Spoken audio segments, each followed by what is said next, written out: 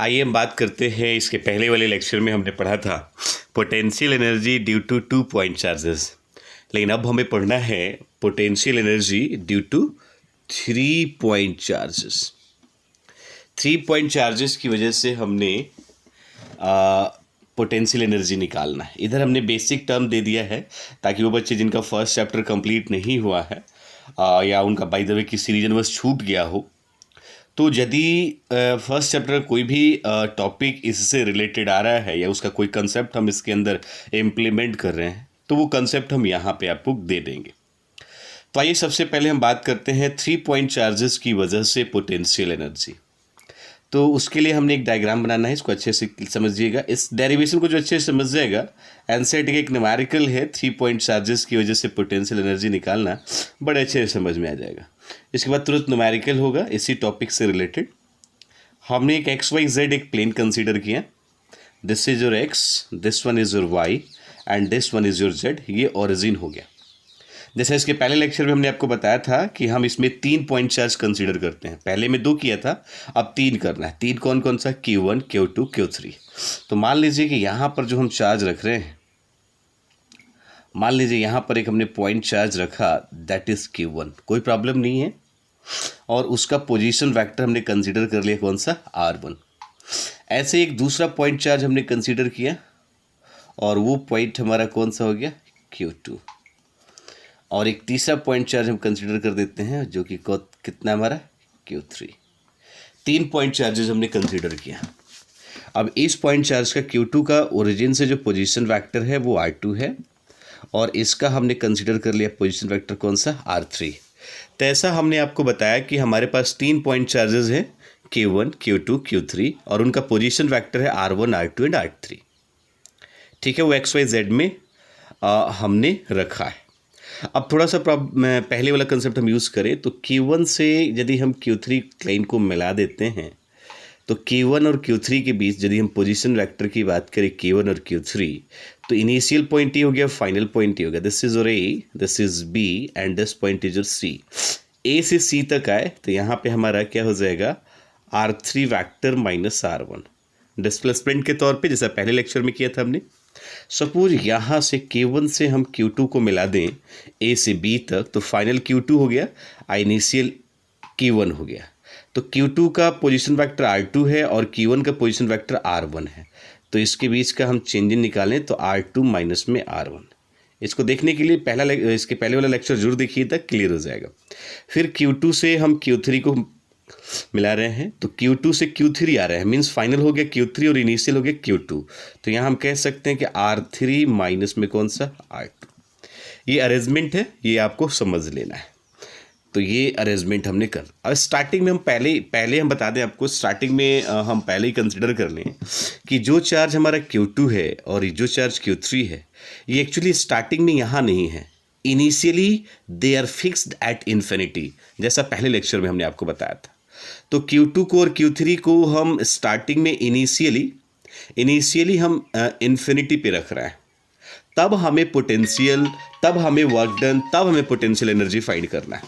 अब potential energy का definition यही कहता है कि पॉइंट चार्ज को इन्फिनिटी से उसके रिस्पेक्टिव लोकेशन तक लाने में जो वर्क डन होता है, that total work done is known as potential energy of the system due to कोई भी चार्जेस। क्लियर? तो आइए स्टार्टिंग में हम कहते हैं Q2 को रख देते हैं इन्फिनिटी पे, Q3 को रख देते हैं इन्फिनिटी पे। अब एक एक इंडिविजुअल करके फाइंड करना है। न्यूमेरिकल में देखिएगा यही ट्रायंगल डायरेक्ट दे देता है, ये वाला ट्रायंगल इसी पर न्यूमेरिकल दे देता है। यहाँ पे वर्टिसेस पे आपके चार्जेस गिवन होता है। तो आइए इसका हम यूज़ करें। मान लीजिए Q2 जो कि इन्फिनिटी पे है, तो यहाँ पे +1 चार्ज होगा तो यहाँ पोटेंशियल बनेगा। तो बाबू यहाँ पे जो पोटेंशियल हमारा बनेगा Q1 की वजह से B पॉइंट पर, कब? जब Q2 ना हो। उस सिचुएशन में यदि हम पोटेंशियल रखते हैं, ध्यान दीजिएगा, पोटेंशियल जिसको आप भी कहते हैं, वो हो जाएगा 1/4 pi V is equal to epsilon not, और चार्ज कौन सा हमारे पास अभी फिलहाल? Q1। याद रखें पोटेंशियल निकालते वक्त Q2 हमारा यहाँ पे है नहीं, वो कहाँ पे है? इनफाइनाइट पे है Q1। और डिस्टेंस कितना हमारे पास? तो R2 माइनस में कौन सा? R1। कोई प्रॉब्लम नहीं है।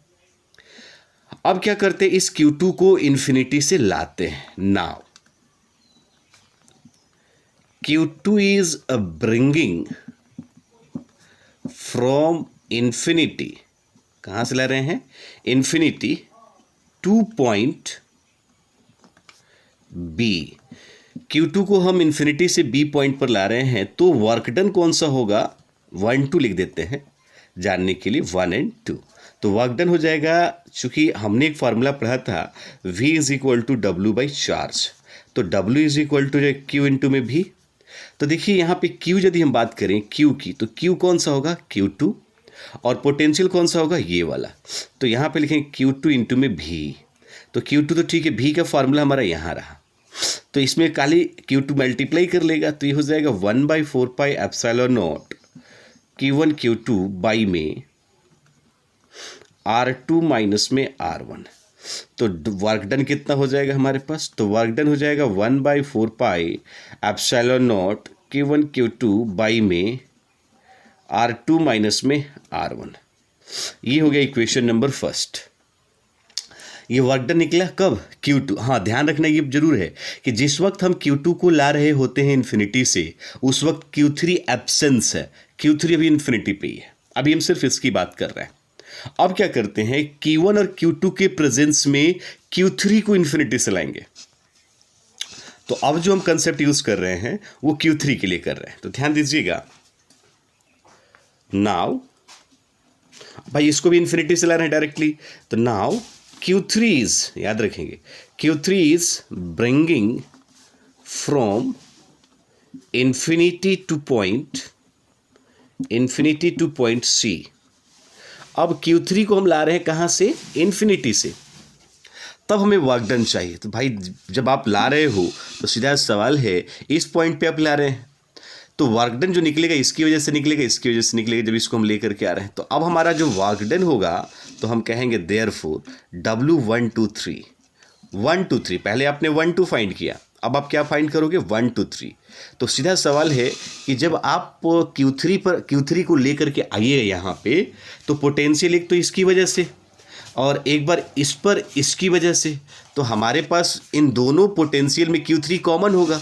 तो हमारा रिजल्ट यूँ होगा कि एक बार पोटेंशियल V1 और साथ में हो जाए Q3, क्योंकि वर्क डन का फार्मूला कितना होता है, QV। तो V1 Q3 अब प्लस V2 Q3। इसको इक्वेशन नंबर हम सेकंड मान लें और V1 की पहले बात करेंगे। नाउ V1 का मतलब क्या हुआ कि पोटेंशियल Q3 पर फाइंड करना है, किसकी वजह से, Q1 की वजह से। और तब जब Q3 इन्फिनिटी पर हो, अभी नहीं, अभी इन्फिनिटी पर इसको रखा गया है पोटेंशियल निकालते वक्त। आज जब पोटेंशियल फाइंड आउट हो जाएगा, तब Q3 को या किसी भी चार्ज को हम उस इन्फिनिटी से लेकर के आएंगे। तो ए पॉइंट Q1 की वजह से Q3 पर पोटेंशियल हमारा कितना होगा, तो डिस्टेंस देख लीजिए, चार्ज देख लीजिए। तो हमारे पास पोटेंशियल हो जाएगा 1/4 pi epsilon not Q1 by में डिस्टेंस हमारे R3 माइनस में R1। क्लियर है। ऑल्सो एक और कंसेप्ट निकाल दें, पोटेंशियल निकाल दीजिए V2 वाला कंसेप्ट। तो ये भी कितना हो जाएगा बाबू, तो 1/4 पाई एप्सिलॉन नॉट, यहाँ पे आप बात कर रहे हैं Q2 पे, तो यहाँ पे हो जाएगा हमारा रिजल्ट Q2 चार्ज हो जाएगा और यहाँ पे हो जाएगा R3 माइनस में कौन सा, R2। इनिशियली हम कंसीडर कर लेंगे Q1 Q2 Q3 are a point charges which are fixed at this. ये सब सारा कंसेप्ट PDF में लिखा होगा।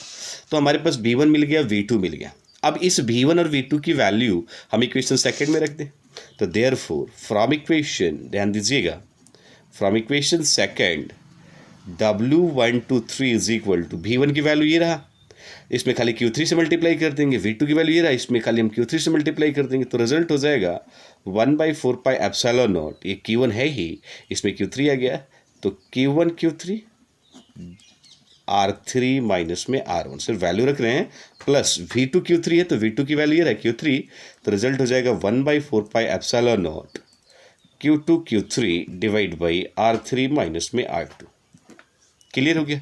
हमारे पास वर्क डन, तो टोटल वर्क डन कितना हो बाबू, तो हमने 2 वर्क डन फाइंड आउट किया है। एक तो वर्क डन हमारा ये वाला और एक वर्क डन हमारा लास्ट वाला। तो हम यहाँ पे therefore net work done W is equal to एक 1 2 को और एक 1 2 3 को, दोनों को ऐड कर देंगे। तो ध्यान दीजिए, इसमें दोनों को देखा जाए, दोनों की वैल्यू तो 1/4 पाई एप्सिलॉन कॉमन है, तो हम कॉमन निकाल लें, 1/4πε0 कॉमन हो गया। यहाँ से बच्चा हमारा Q1 Q2 divided by R2 minus में R1 प्लस इसकी value Q1 Q3 R3 minus में R1 plus Q2 Q3 R3 minus में R2। ये हो जाएगा, ये वर्क डन हो गया। अब एक चीज़ आपको बता दें, आप जानते हैं कि पोटेंशियल एनर्जी फाइंड करते हैं, तो आपने ये भी पढ़ा था कि डेफिनेशन में कहता है कि पॉइंट चार्जेस को इन्फिनिटी से उस रिस्पेक्टिव लोकेशन तक लाने में जो हमें वर्क डन करना पड़ता है, that work done is stored in the form of electric potential energy. अब इसमें कुछ बच्चे क्वेश्चन करते हैं कि सर एक लाइन आप बोलते हैं रिस्पेक्टिव लोकेशन, तो अब वो रिस्पेक्टिव लोकेशन का मतलब होता है कि वो पॉइंट जिस पर आपने वर्क डन निकालने से पहले पोटेंशियल फाइंड आउट कर लिया था, तो उस पॉइंट पर जो वर्क डन होता है, that work done is stored in the form of electric potential energy. तो हम डायरेक्टली यहां लिख सकते हैं by definition work done he potential energy है, तो इसीलिए कह सकते हैं U इज इक्वल टू, अब U का रिजल्ट क्या है, तो जितना वर्क डन का रिजल्ट ये पूरा लिखा है वो डिट्टो यहां पे आकर के उतर जाएगा पूरा का पूरा। तो यही रिक्वायर्ड हमारा एक्सप्रेशन हो जाएगा। क्लियर है? अब इस पर न्यूमेरिकल कैसे बनाते हैं नेक्स्ट वीडियो में क्लियर हो जाएगा। तो तब तक इस दोनों टॉपिक को अच्छे से क्लियर करें, रिवाइज करें, पढ़ें, बढ़िया से पढ़ें। इसका PDF भी साथ में आपको अटैच कर देंगे। Okay, thank you.